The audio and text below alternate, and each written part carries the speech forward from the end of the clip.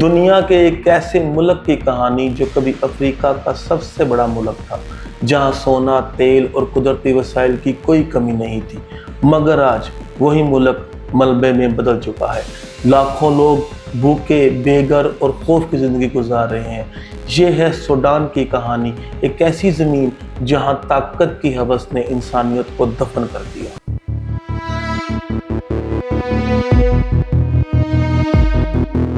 کیسے ہیں دوستو، میں ہوں عمران اور آپ دیکھ رہے ہیں میرا یوٹیوب چینل۔ اب ہم نظر ڈالیں گے سوڈان کی تاریخ سے لے کر اب تک کی صورتحال پر۔ سوڈان نے 1956 میں برطانیہ اور مصر سے آزادی حاصل کی۔ ابتدا میں لوگ پر امید تھے کہ اب ایک نیا اور خوشحال ملک ابھرے گا، لیکن آزادی کے فوراً بعد اقتدار کی جنگ شروع ہوئی۔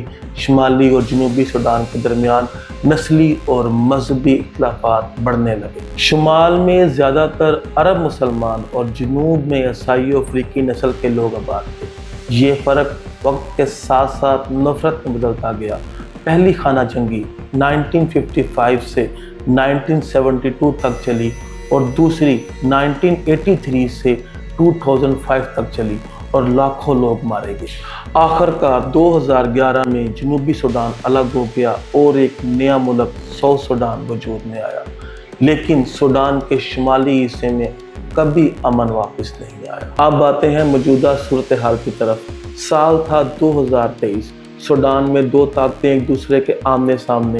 ایک طرف تھی سوڈان کی فوج SAF، جس کی قیادت جنرل عبد الفتاح البرہان کر رہے تھے۔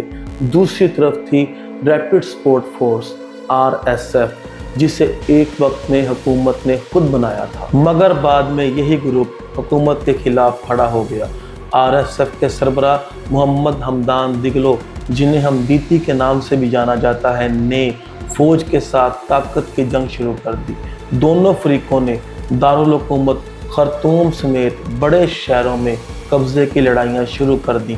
عمارتیں تباہ، ہسپتال تباہ، بجلی پانی بند، لوگ بھاگنے پہ مجبور ہو گئے۔ اقوام متحدہ کے مطابق صرف ایک سال میں 5 لاکھ سے زیادہ لوگ مارے گئے اور 1 کروڑ سے زیادہ لوگ بے گھر ہو چکے ہیں۔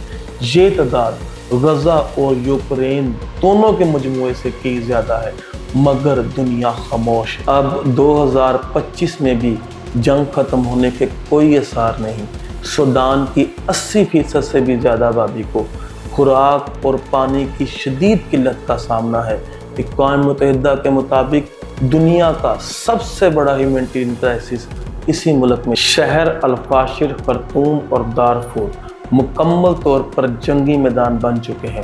RSF کئی علاقوں پہ قابض ہے، جبکہ فوج بیرونی حمایت سے کچھ ہی حصوں میں ڈٹی ہوئی ہے۔